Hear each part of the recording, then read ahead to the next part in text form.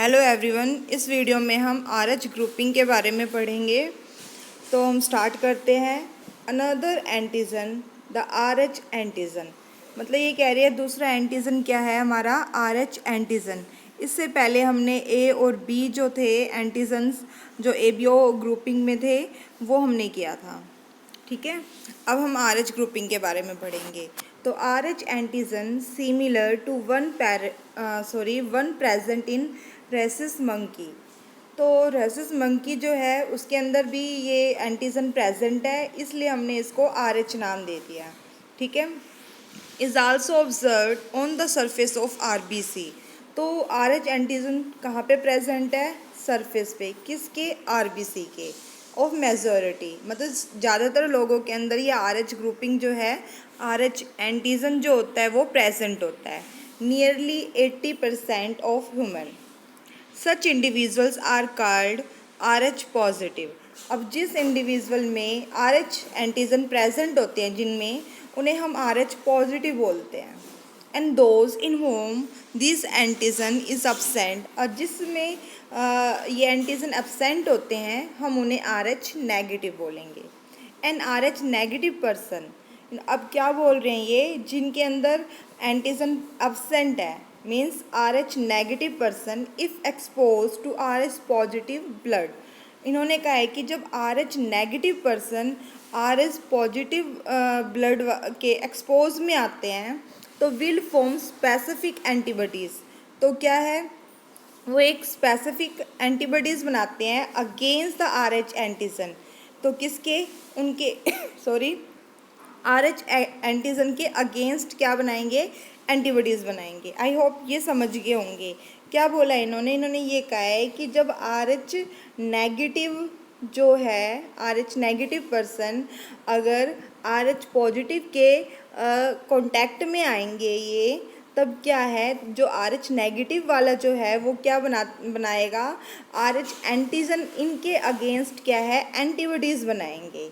ठीक है, I hope आप समझ गए होंगे ये। ठीक है, अब हम आगे देखते हैं। Therefore RH group should also be matched before transfusion. क्या कह रहे हैं ये? इसलिए क्या होता है, जब हम ब्लड ट्रांसफ़र करते हैं तो हम आरएच ग्रुप को भी मैच करते हैं। क्यों करते हैं? क्योंकि अगर नेगेटिव और पॉजिटिव दोनों कांटेक्ट में आएंगे तो क्या है, उसके भाई एंटीजन के अगेंस्ट क्या है? एंटीबॉडीज़ बनने लग जाएंगे और वो उनको ब्रेक डाउन करने लग जाएंगे इस वजह से। ठीक है, special case of RH incompatibility मतलब मिसमैच, ठीक है, हैज़ बीन ऑब्जर्व। अब इन्होंने कहा है कि एक स्पेशल केस है, आरएच इनकम्पैटिबिलिटी देखने को मिलता है, और वो कहाँ मिलता है? Between the RH negative blood of pregnant mother with Rh positive blood of the foetus. ठीक है, तो इन्होंने ये कहा है कि आरएच नेगेटिव जो है जो मदर जो है उनका ब्लड ग्रुप क्या है? वो आरएच नेगेटिव है, और जो फीटस जो है उसका क्या है? आरएच पॉजिटिव है। किस वजह से है? क्योंकि जो उसका फादर जो था वो उनका जो ब्लड ग्रुप होगा आरएच पॉजिटिव होगा, इस वजह से क्या है, इस फीटस का जो ब्लड ग्रुप है वो आरएच पॉजिटिव आ रहा है। ठीक है, आरएच एंटीजन, भाई क्वेश्चन आ सकता है कि आरएच इनकम्पैटिबिलिटी का एक एग्जाम्पल दो, तो आप ये एग्जाम्पल दोगे। ठीक है, कौन सा? ये Rh negative blood of pregnant mother with Rh positive blood of foetus. ठीक है, अब हम आगे देखते हैं। Rh antigen of the foetus do not get exposed to the RH negative blood of the mother in the first. देखो क्या बोल रहे हैं, जो फीटस है सॉरी, जो फीटस है जिसके पास आरएच एंटीजन प्रेजेंट है, do not get expose to the RH negative blood of the mother in the first pregnancy as the two blood are well separated by the placenta. तो इन्होंने कहा है कि फर्स्ट प्रेगनेंसी के दौरान क्या होता है, जो पॉजिटिव और नेगेटिव जो है वो वेल एक्सपोज नहीं हो पाते हैं। ठीक है, क्यों? क्योंकि जो प्लेसेंटा जो है वो उसको सेपरेट करके रखता है। अब आगे देखो, however during the delivery of the first child there is a possibility of exposure of the maternal blood to small amount of RH positive blood from the fetus। अब इन्होंने क्या कहा है, during the delivery of the first child, जब delivery के time क्या होता है, पॉसिबिलिटी होती है कि जो मैटरनल ब्लड जो है वो RH पॉजिटिव के साथ कुछ एक्सपोज हो जाए, मतलब कांटेक्ट में आए। ठीक है, फिटस से जो फिटस के अंदर जो RH पॉजिटिव ब्लड जो है वो मैटरनल ब्लड के कांटेक्ट में आ जाएगा। जब वो मैटरनल ब्लड के कांटेक्ट में आएगा तो मदर जो है वो एंटीबॉडीज़ बनाना स्टार्ट कर देगी, किसके अगेंस्ट, RH एंटीजन इन हर ब्लड। ठीक है, अपने ब्लड उसके ब्लड में RH एंटीजन के अगेंस्ट एंटीबॉडीज़ बननी स्टार्ट हो जाएगी। ठीक है, आई होप आप ये इतना समझ गए होंगे RH फैक्टर जो बताया इन्होंने। अब हम आगे देखते हैं, in case of her subsequents pregnancy the RH antibodies from the mother. अब इन्होंने कहा है कि अगर सब्सिक्वेंट प्रेगनेंसी होती है नेक्स्ट टाइम, तो RH एंटीबॉडीज़ जो है फ्रॉम मदर से वो क्या है, लीक हो जाएगा ब्लड ऑफ द फिटस। ठीक है, RH पॉजिटिव अगर वो फिटस है तो उसके अंदर ट्रांसफ़र हो जाएगा, जिसकी वजह से क्या है, जो फिटस के RBC जो है वो डिस्ट्रॉय होने लग जाएगी। ठीक है, और हमें पता है RBCs जो ब्लड जो होता है वही सभी न्यूट्रिएंट्स को, वेस्ट मटेरियल को ट्रांसफ़र करता है, ऑक्सीजन पहुंचाता है पूरे पार्ट्स में। तो इस वजह से क्या है, एक तरह से वो बहुत ही डेंजरस कंडीशन क्रिएट हो जाएगी। ठीक है, this could be fatal to the fetus, इससे क्या हो सकता है, फिटस की मृत्यु हो सकती है। ठीक है, और कुड कॉज सीवियर एनीमिया, और ऐसा भी हो सकता है कि वो भाई उसके अंदर ब्लड की कमी हो जाए, भाई लॉस ऑफ ब्लड हो जाता है, ज़्यादा लॉस हो जाता है ब्लड का, तो हम उसे एनीमिक पर्सन बोल देते हैं। ठीक है, मीन्स एनीमिया कॉज हो सकता है। And jaundice to the baby, तो उनसे जॉन्डिस भी हो सकता है, मतलब शरीर जो है उसका पीला पड़ जाएगा। दिस कंडीशन, भाई अब इस कंडीशन को हम क्या बोलते हैं, इराथ्रोब्लास्टोसिस फेटालिस, मतलब इराथ्रो मतलब RBC। ठीक है, ब्लास्टोसिस मतलब मीन्स मतलब ब्लास्ट हो जाना, टूट जाना, ब्रेक डाउन हो जाना, डिस्ट्रॉय हो जाना। ठीक है, फेटालिस मतलब फिटस का, जो फिटस जो है जो बेबी जो है, इनबोर्न बेबी जो है वो क्या है, वो जो फिटस जो होगा उसका RBC जो है वो ब्रेक डाउन हो जाएंगे। ठीक है, जिसकी वजह से इराथ्रोब्लास्टोसिस फेटालिस कंडीशन क्रिएट हो जाएगी। This can be avoided by administrating anti-RH antibodies to the mother. इस वजह से क्या होता है भाई, after delivery of first child mother को anti-RH एंटीबॉडीज़ प्रोवाइड की जाती है, ताकि अगर भाई वो अगर RH पॉजिटिव फिटस के कॉन्टैक्ट में एक्सपोज हो गया है मदर RH नेगेटिव ब्लड से, तब वो एंटीबॉडीज़ ना बना पाए। ठीक है, आई होप आप ये RH इनकम्पैटिबिलिटी अच्छी तरह से समझ गए होंगे। हम अब आगे करते हैं कोगुलेशन ऑफ ब्लड। ठीक है, तो देखते हैं कोगुलेशन ऑफ ब्लड क्या है। You know that when you cut your finger और हर्ट हिमसेल्फ, अगर आप अपने आप को हर्ट करते हो या कट करते हो फिंगर को, your wound does not continue to bleed for long time, तो उसमें से जो ब्लीडिंग होती है तो वो कंटिन्यू नहीं होता है। ठीक है, यूजली द ब्लड स्टॉप, तो क्या होता है, कुछ देर तक ब्लीडिंग होती है, फिर उसके बाद blood stop flowing after some time, तो वो बहने से रुक जाता है, मतलब खून बहता नहीं है। डू यू नो वाई, किस वजह से है, तो ब्लड एग्जिबिट कोगुलेशन और clotting in response to an injury और ट्रॉमा। तो इन्होंने ये कह रहे हैं कि ब्लड के अंदर कोगुलेटिंग और क्लोटिंग फैक्टर होता है, जिसकी वजह से क्या है, वो ब्लड जो है वो कंटिन्यूस फ्लो नहीं होता है। ठीक है, this is a mechanism to prevent the loss of blood from the body. इस वजह से क्या है, बॉडी से एक्सेसिव ब्लड के लॉस से बचा देते हैं बॉडी को। ठीक है, मतलब ज़्यादा ब्लड जो है वो लॉस नहीं होगा हमारी बॉडी से। You would have observe a dark reddish brown scum form at the site of a cut. भाई आपने देखा होगा कहीं पे चोट लगी है तो वहाँ पे रेडिश ब्राउन स्कम मतलब बन फॉर्म हो जाता है, ठीक है, कुछ समय के बाद। तो इट इज़ ए, और वो क्या है, it is a clot or coagulum form mainly at of a network of thread called fibrins. तो उन्होंने कहा है कि वो क्या चीज़ है, वो ब्राउन स्कम जो है वो फिब्रिन्स के थ्रेड है, ठीक है, नेटवर्क ऑफ फिब्रिन्स। तो in which dead and damage form element of blood are trapped. इसके अंदर क्या होता है कि जो ब्लड के जो एलिमेंट्स जो होते हैं वो ट्रैप हो जाते हैं सारे के सारे, ठीक है, जिसकी वजह से क्या है वो ब्राउन स्कम बना देते हैं, फॉर्म हो जाता है। Fibrins are form by the conversion of inactive fibrinogen in the plasma by the enzyme thrombin। क्या कह रही है, जो फिब्रिन्स जो है वो कैसे बनता है, bye the conversion of inactive fibrinogen, मतलब फिब्रिनोजन के इनएक्टिव, जो पहले इनएक्टिव फिब्रिनोजन था वो कन्वर्ट हो जाता है फिब्रिन में, किसकी वजह से, थ्रोम्बिन एंजाइम की वजह से। और ये प्रोसेस कहाँ हो रही है, हमारे प्लाज्मा में हो रही है, ठीक है। देखो पहले हमें क्या हुआ, चोट लगी, ठीक है, इंजरी हो रही है, पहले हमें चोट लगी, चोट लगने के बाद हम ये देखते हैं कि फिब्रिन बन गया है, ठीक, फिब्रिन बन गया है। अब ये कह रहे हैं कि फिब्रिन जो है वो कैसे बना है, फिब्रिन कैसे बनेगा। तो देखो पहले, सबसे पहले क्या होता है, हमारे प्लाज्मा के अंदर प्रोथ्रोम्बिन होता है इनएक्टिव फॉर्म में, ठीक। अब ये जो प्रोथ्रोम्बिन जो है वो थ्रोम्बिन काइनेज एंजाइम की प्रेजेंस में, जो अभी थ्रोम्बिन काइनेज एंजाइम की प्रेजेंस में क्या होता है, वो उसको थ्रोम्बिन में बदल देता है।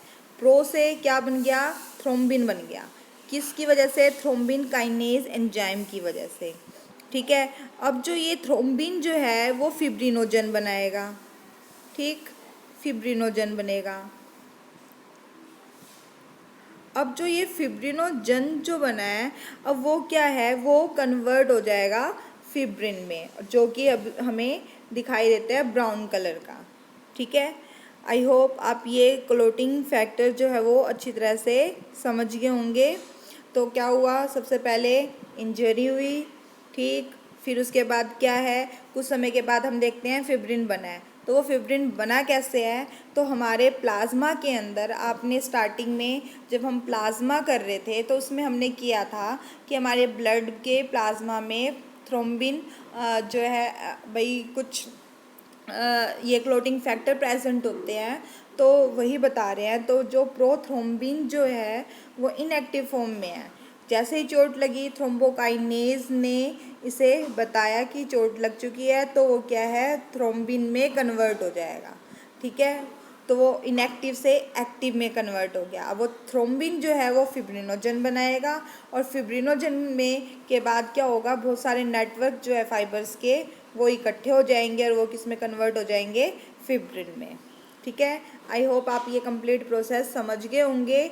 अब जो हमारी इसमें जो एनसीईआरटी में अभी एक्सप्लेन किया हुआ है हम उसे देखते हैं, ठीक है। तो हम स्टार्ट करते हैं। तो fibrins are form by the conversion of inactive fibrinogen. तो इनएक्टिव फिब्रिनोजन ने ही फिब्रिन बनाया, किसकी वजह से, थ्रोम्बिन एंजाइम की वजह से। Thrombins in turns are form from another inactive substance. अब वो थ्रोम्बिन कैसे बना है, ये जो थ्रोम्बिन है वो कैसे बना है, प्रेजेंट भाई इनएक्टिव सब्सटेंस की वजह से। और वो इनएक्टिव सब्सटेंस कौन सा है, प्रोथ्रोम्बिन है, और ये कहाँ प्रेजेंट है, हमारे प्लाज्मा में प्रेजेंट है, ठीक है। An enzyme complex thrombokinase is required.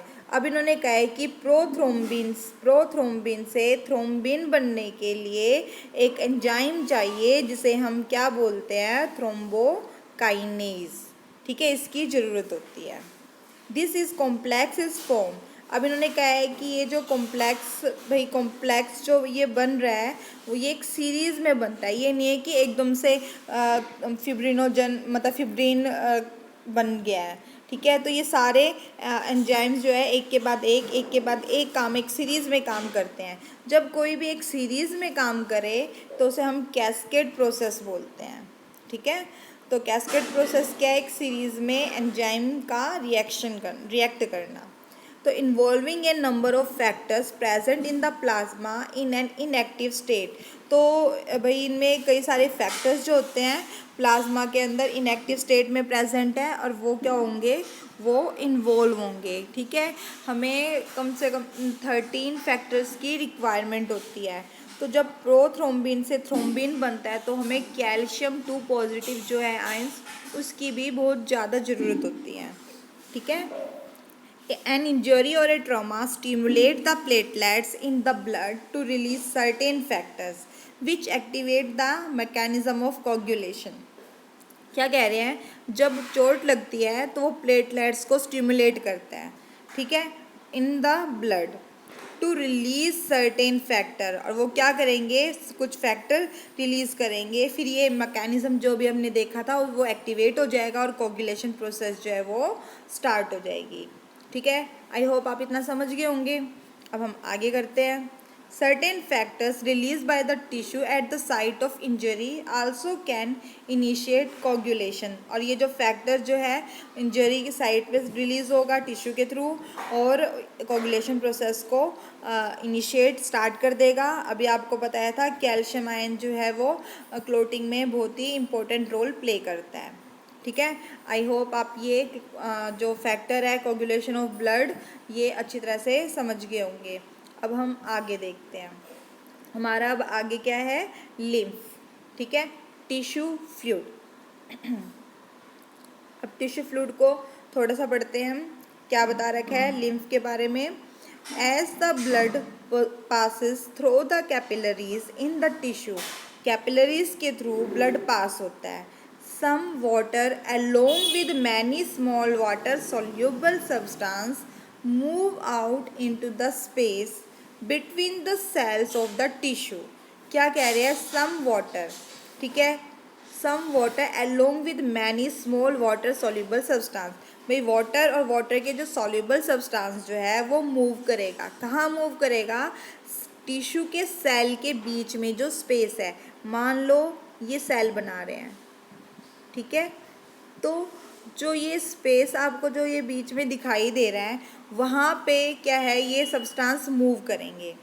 ठीक है। Leaving the larger proteins and most of the form element in the blood vessels. क्या चीज़ छोड़ देंगे? वो लार्ज प्रोटीन्स। ठीक है। The fluid release out. अब उसमें से जो फ्लूइड रिलीज होगा उसे हम क्या बोलेंगे? इंटरस्टिशियल फ्लूइड और tissue fluid. It has the some mineral distribution. उसके अंदर कुछ मिनरल्स होंगे। ठीक है। जो कि प्लाज्मा के अंदर प्रेजेंट है। अब आगे देखते हैं। Exchange of nutrient gases etcetera between the blood and the cell always occur through this fluid. तो इसी फ्लूइड के थ्रू जो न्यूट्रिएंट्स है जो गैसेस है वो भाई पास आउट होते हैं, एक्सचेंज होते हैं। An elaborate network of vessels called. अब जो इन फ्लूइड को लेकर जाएंगे उसे हम क्या बोलेंगे? भाई जो वेसल्स लेके जाएंगी तो उसे हम बोलते हैं, उस कंप्लीट सिस्टम को हम लिम्फेटिक सिस्टम बोल देते हैं। ठीक है। लिम्फेटिक वेसल्स होगी और जब वो लिम्फेटिक वेसल्स जब इकट्ठा काम करना स्टार्ट कर देगा तो उसे हम नाम दे देंगे लिम्फेटिक सिस्टम। ठीक। अब आगे देखो। Collect this fluid. ये सिस्टम जो है वो फ्लूइड को कलेक्ट करता है and drain it back to the major veins. और फिर वो क्या है? वेन्स के पास लेके आ जाता है।